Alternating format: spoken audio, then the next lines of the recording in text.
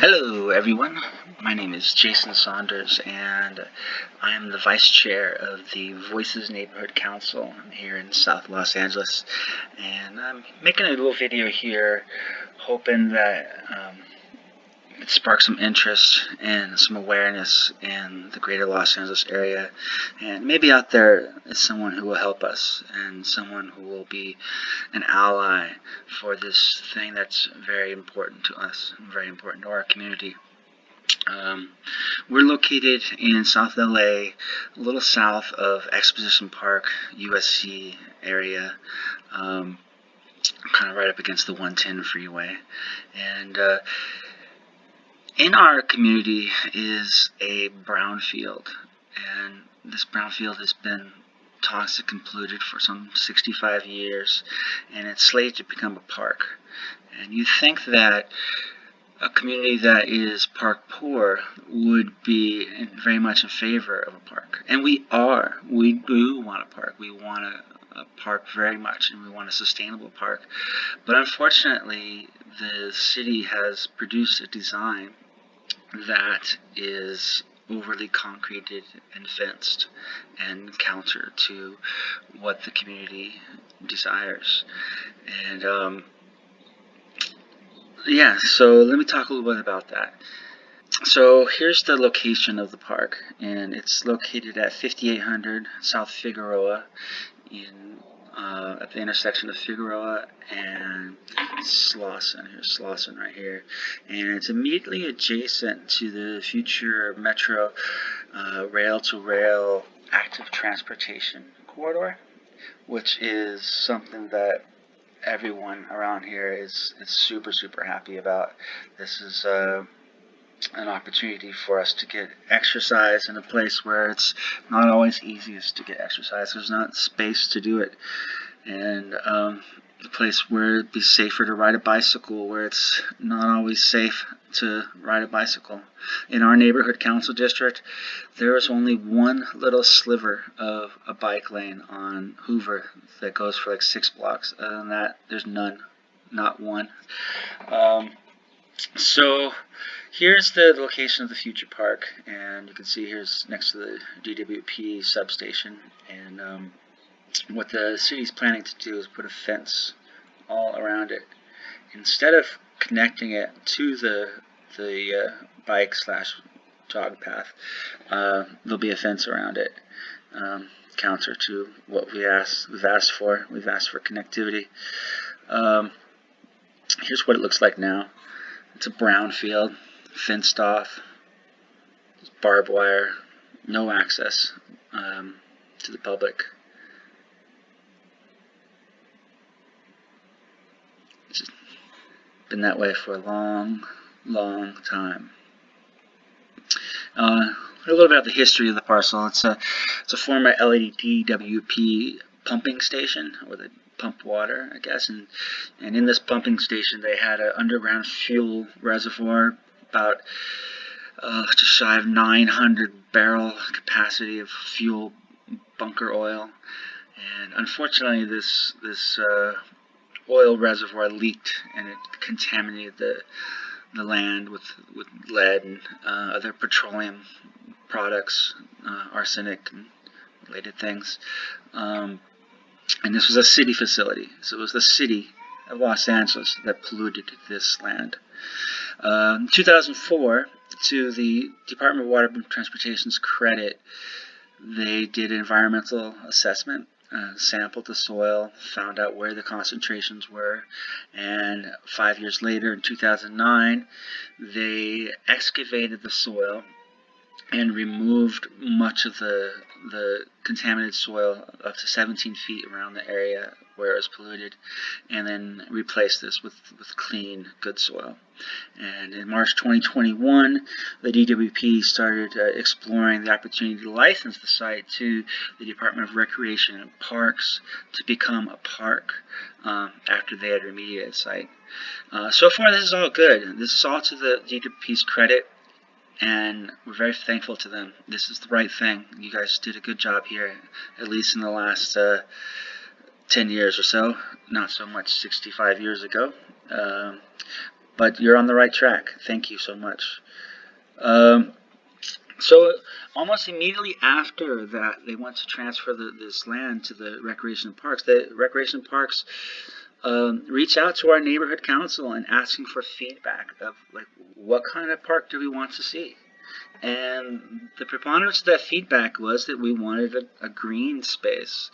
We wanted no fencing. We wanted a place that was natural and sustainable.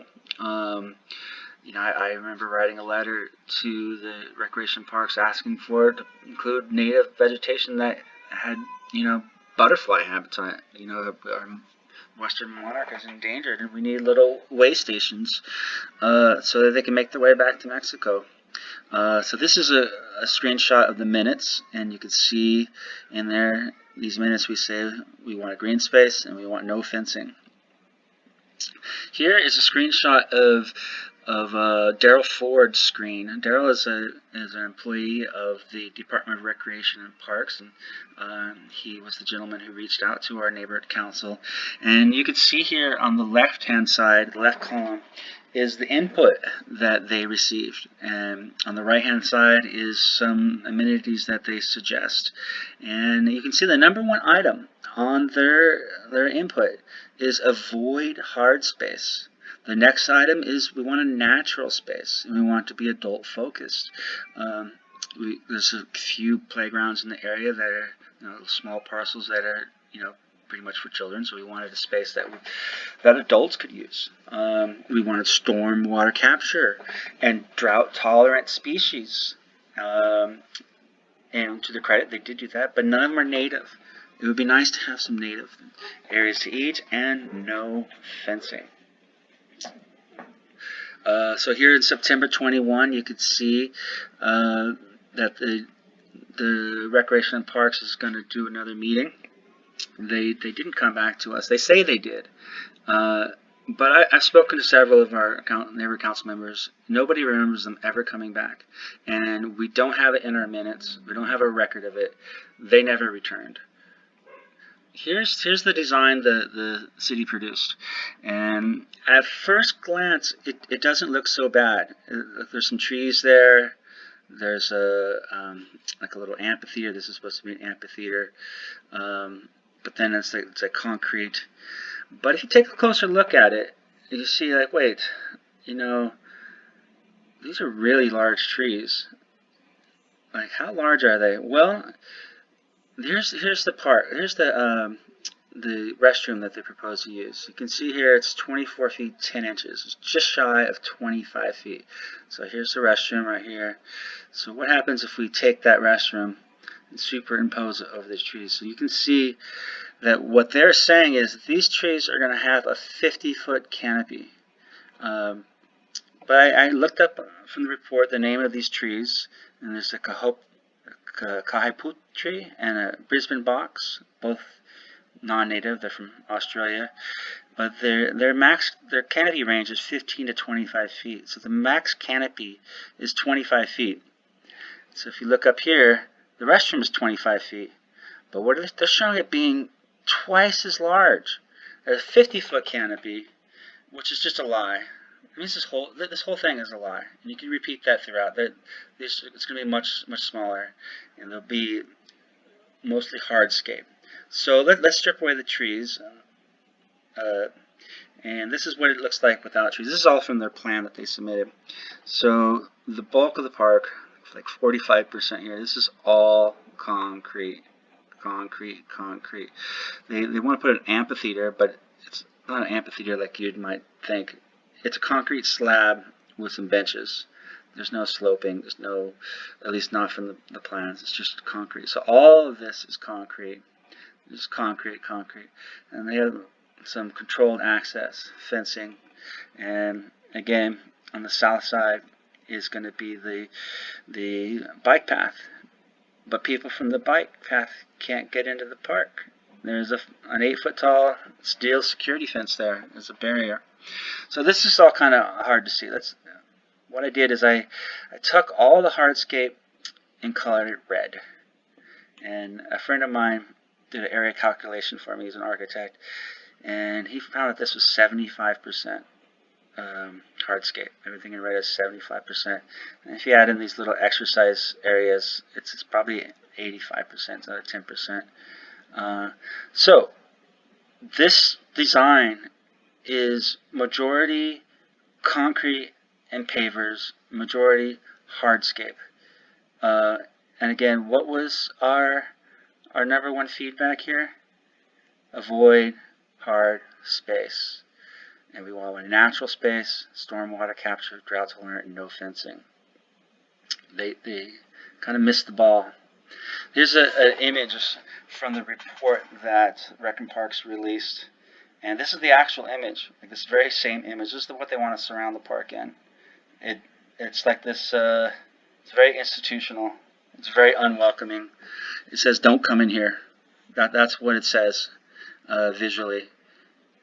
This is not conducive. And again, our community, the feedback they receive, no fencing. And what do? Fencing.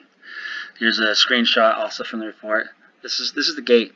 This is the gate you'll have to enter to get in. I guess you have to input some kind of code, so only select people can use the park.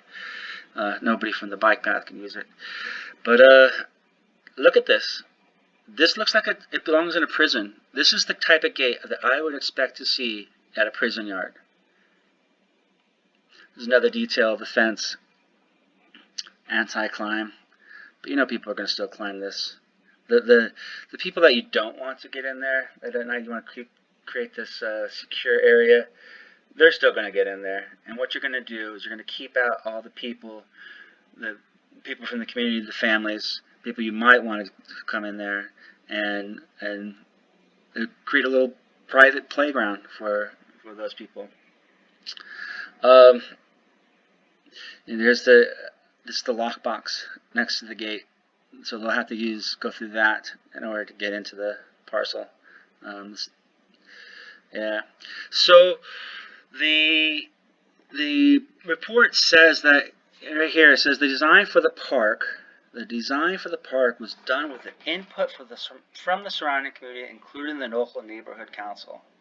This is a lie. This is a straight up lie. They did approach our neighborhood council seeking feedback, but then they promptly ignored it all and never came back. The reason we find out about this is we read an article online on the website called Urbanize that reports on things like this, and it was our first time seeing this back in September of last year of 2023, and we were shocked to see what the city had produced.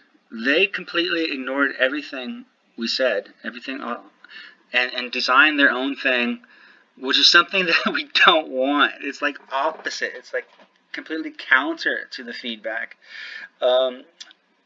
I surmise they had one more meeting after us, and if you look here, they had some food here, a vendor here, and this gentleman's shirt says Department of Water and Power, and I imagine he's also Water and Power, but there's no one else there. They forgot to invite the community, including us. This is from Slauson Girl, who is a YouTuber who covers stuff around South LA, and this is a link to her channel. Give her a look if you have the inclination. You can see here that a bunch of the soil has been removed. This tree, I believe, is gone. It was supposed to be preserved, but it's gone. Not there now. Fencing. They're taking fencing and replacing it with more fencing. Like, what kind of message are you trying to send? You know, architecture has meaning, and if you create a vibe. Here, look at this. I'm pausing again. There's no one there. They forgot to invite the community. They had a community meeting and forgot to invite the community. Here's one lady loading up on some delicious food that the city paid for. The rest of the people standing around, they're all employees.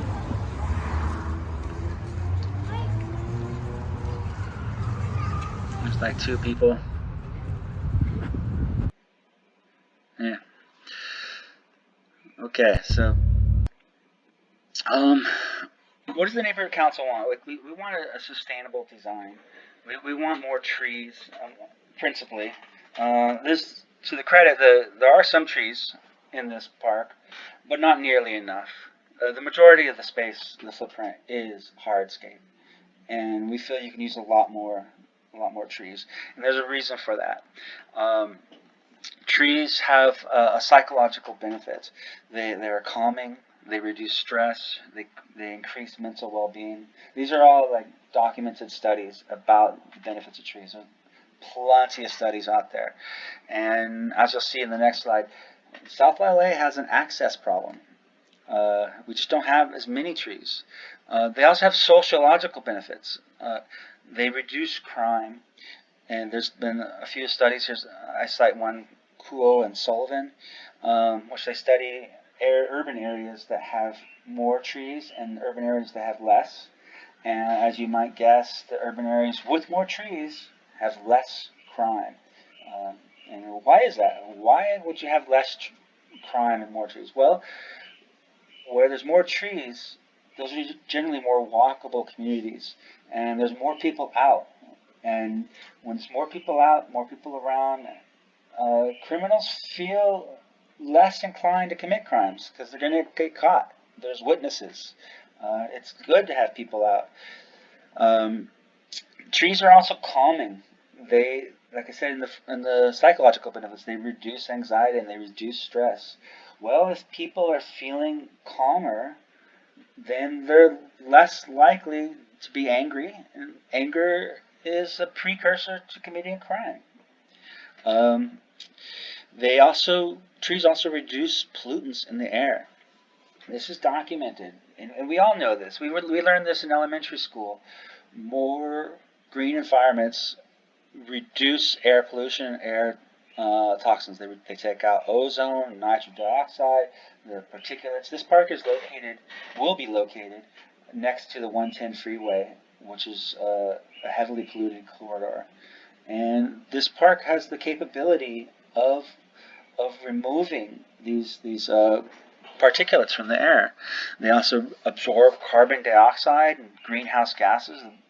These are global warming gases that increase temperatures. Trees also reduce temperatures by lowering surface and air temperature. Concrete has a high albedo. Albedo is a measure of the heat that bounces off a surface and back into the air, making it hotter. When you multiply this by thousands of square miles, you get the urban heat island effect, and temperatures increase. So this design has a lot of hardscape. It has a lot of concrete. It's going to increase temperatures. Trees will reduce temperatures. They also reduce noise. This is a very busy intersection. Two major corridors, Slauson and Figueroa, are some of the busiest in the city, and it's also right adjacent to the 110. This park is planned to have an amphitheater. When I visited the site, it's loud. It's really loud. There are horns honking, and I wonder if this is even a good location for an amphitheater, and if you want to call it that, a slab of concrete with benches, but the security fence around it. But yeah, trees reduce noise. They capture the sound decibels, and they can reduce it by as much as 50%, according to this study in 1996 and this other one in 1992. Here I have a Los Angeles County tree canopy. This is a viewer you can see online. You can click around and zoom in and zoom out.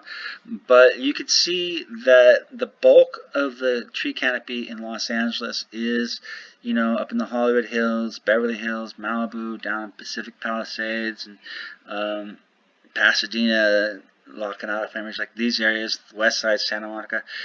But you see this arrow here, that's where our park is. That's here in South LA. And you can see that there's an access problem. I just described in the previous slide all the benefits of trees. And here in LA, we have a lack of trees. In South LA, we need more trees. We don't need more concrete. We don't need more steel fencing. We need more healing, beneficial trees. Over here is the United States Environmental Protection Agency's environmental health risk. So this is a map of diseases and illnesses that are caused by the environment. And you can see along the coast, it's much greener, and the mountains greener. Even starts getting greener. But down here in South LA, where the park's going to be, right about here, it's the darkest red. So these are diseases like respiratory illnesses like asthma. Kids or little kids growing up with asthma because they're breathing these pollutants, bad air quality. Trees help with that. They improve the air. We know this. It's like we learned this in elementary school. Trees lower temperature. You can see here an environment without trees and one with trees, and this is in Celsius. We do Fahrenheit here in the United States, but you get the point where they significantly reduce the temperatures. We've had lots of droughts in the summertime, especially in August. It gets hot. The heat waves come through, and it's really unbearable. This is a chart going for like the last 2 decades, from 2000 to 2024, and this is the drought level. You can see the darkest red were severe droughts, and then these were less severe droughts. But you can see for the last 2.5 decades or so, I want to say 20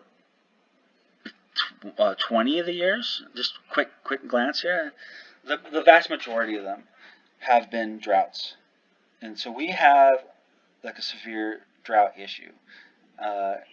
We need to start thinking about this. Our leadership needs to start thinking about this. What kind of environments can we design? Civic environments, municipal environments. Can we design that will respond to this? And one of those principles is you could, water is scarce, so we need to start treating it as a resource, not as a waste product. The current model is treating it as a waste product. People from Los Angeles know that when we do have these rain events, and a few times a year it does rain, the LA River, which is all channelized and concrete, it gets filled up. There's like tens of thousands, millions of gallons that are just wasted out to sea, flushed out to sea. It's designed to move it as quickly as possible out of our urban environment. We need to change that mentality. We need to start thinking about water as a resource, something that's valuable, something that we should protect and conserve, not a waste product. The reason why the LA River fills up so drastically is because the bulk of Los Angeles is covered in hardscapes, like asphalt and concrete and non-permeable surfaces. They cannot sink into the ground, be absorbed by the ground. It washes out to the street and down the gutter and out to sea. And it seems like the majority of Los Angeles voters are aware of this. We know. Here in 2018, Prop W passed by 70% of the voters. And that's a tax on ourselves. We voted to tax ourselves based on the amount of hardscape we have on our property. And the idea is to encourage people to have more natural space on their own property. And voters agree. And in fact, the Department of Water and Power agrees. They will give you a discount. They will give you a discount if you put drought-tolerant lawns in your yards. They will pay you to remove species that absorb, that require a lot of water. They're onto it, but the Department of Rec and Parks, they're not in tune with this. They're out of step with the people. Here is a urban swale, and a swale is not very technical. It's just a way to capture some water. So right here you can see there's a little dip in the curb, and The ground here is a little bit lower, just a soil, nothing fancy, nothing expensive, just a little bit lower than the sidewalk and a little bit lower than here. And so the water will naturally flow to the lowest point. And then here it'll sit for like a day, and then it'll sink into the ground, replenishing the aquifer and being available to the vegetation around it. You know, there's tree planting campaigns all over Los Angeles, wonderful tree planting campaigns. And one of the biggest problems is how do we water these young saplings and getting people who live in the community to water them. Well, why don't we just do something simple like this? You know, just a simple little curb cut. And so here is a swale here in South Los Angeles. And so this is a little 6-inch cut. I'm going to play this video for you. You can see, so the water comes in off of the curb, and it gets in this little channel, just slightly lower than the sidewalk, and you can see it collecting. In action. So all this water here is going to be available to the trees hours after it stops raining and the plants. This swale will be back to dirt. But yeah, all that water from the gutter is now being sequestered and going into the water to replenish the aquifer and be available to the plants and the trees. Ciao. Yeah, that's pretty cool. Okay. So, you know, the thought might be, well, if you have this water collecting, then you're going to breed mosquitoes, and it might be a danger. You know, well, here's a video of the same swale the next day. It's all gone. All that water has sunk into the ground.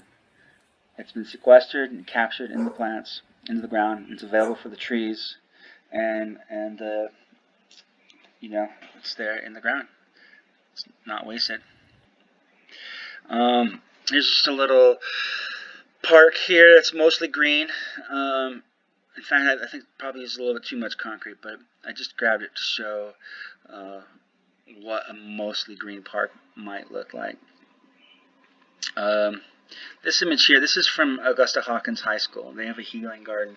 A wonderful woman, Gigi Casey, runs this garden. She's a great person. And so what do we want to see? What does the community want to see instead of a concrete prison yard? Well, we want a sustainable park.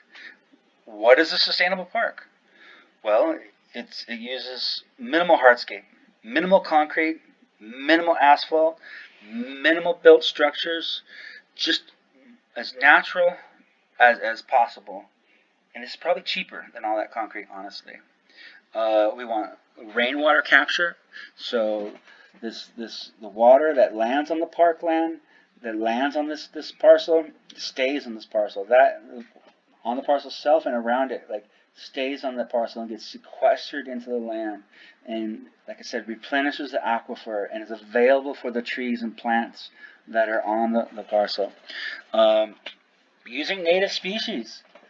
There's most parks in LA don't have native species, probably with the exception of Griffith Park. This park doesn't have any native species. It would be nice to see some native species there. It would be nice to see, like, plants that are available for the butterflies. Use mulch. Mulch holds the soil, holds the moisture in the ground. Every good gardener knows this. You don't grow plants, you grow soil, and this allows the beneficial micro bacteria in the soil to grow, which have a symbiotic relationship with plants. And so you use lots of mulch. Use recycled and reused materials. That's pretty straightforward. Just don't use new stuff so much. And then provide opportunities for people to compost and recycle and trash. You put containers around there. So it's been about 7 months since we started our efforts to get a more sustainable park. It was in September of 2023 when the park design was approved. Uh, we found out about it in September via a website called Urbanize, and we were astounded when we saw it. It was just not what we'd hoped for, not what any of us had envisioned in a park in our community. Just concrete and fences was pavers. It's just not what we need. We have enough of that in our community. So it's been 7 months, and in that time we've reached out to the mayor's office. We've reached out to our council member's office. We've reached out to the Department of Recreation and Parks, and we've gotten nowhere. Just one after another.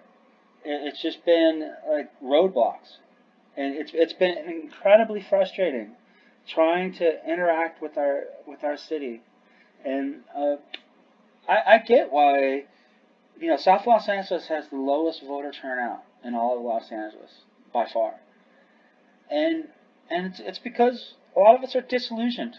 We feel like it's kind of pointless, and I kind of understand that. But here we are, people in our neighborhood council. We're all volunteers. We all want to affect our community in a positive direction. We want to do good in our community.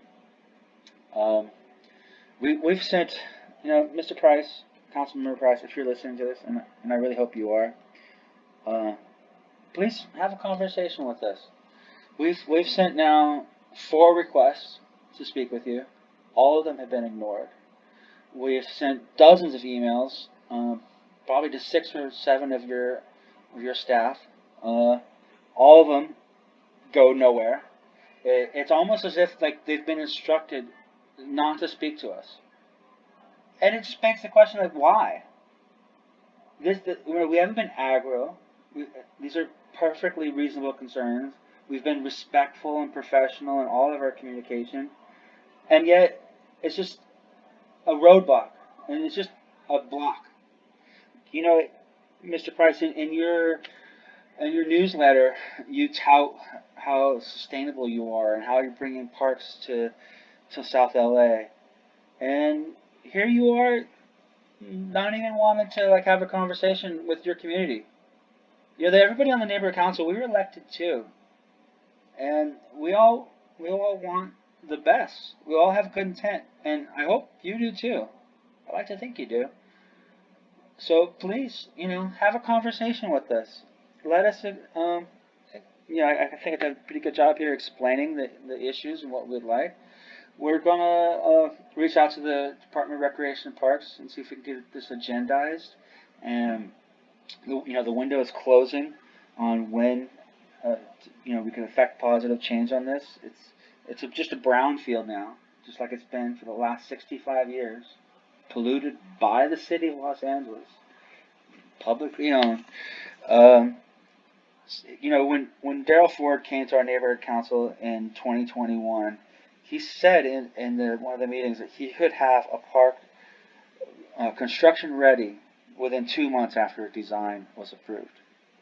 What's 2 months after 65 years of being a toxic brownfield surrounded by fencing, unavailable to the community? I think it's worth it. I think it's worth it because this is going to be around long after we're all gone. After we've left this place, this park's going to be there. And wouldn't it be nice if we left a jewel of sustainability, a place where the community can go and find respite from the sun, a place that feels pleasant to be, and to be around the healing effects of green environments, rather than this concrete slab with a prison yard around it. Come on, guys. Let's do the right thing. Rather than do the easy thing. The easy thing is to just go on with this bureaucratic process. But the hard thing is to take a moment and say, hey, you know what? Something went wrong along the way. Let's work with the community in creating a design that is that they want to see. something that we all agree is, I'm sure even the representatives agree, what we want to do. Climate change is not, it's not going away. And, concrete environments, they're hot. Concrete doesn't remove pollution from the air, but trees do. And so let's do the right thing. Recreation and parks, if you're listening, don't be this bureaucratic institution and say, oh, there was process, we can't change it. That's not true. You can. That's why you're there. That's why you've been put in place. That's your job. Something went wrong along the way, and all we're asking for is a pause and to come up with a better design. A design that's probably not going to cost as much because, dirt's a lot cheaper than concrete. So if you're listening and if you agree with what we said here and you support our cause, I hope that you will go to the link, the change.org link. It'll be in the comments, or you can just go to change.org and search South LA Sustainable Park. I'm sure it'll be one of the first results. And please sign our petition. We feel that if we can show that people support us and support this idea, then perhaps our elected representatives will take a pause and say, hey, you're right. Let's do the right thing. So thank you all. Change the link. Please sign it. Please leave a comment. And we'll give updates later. Ciao for now.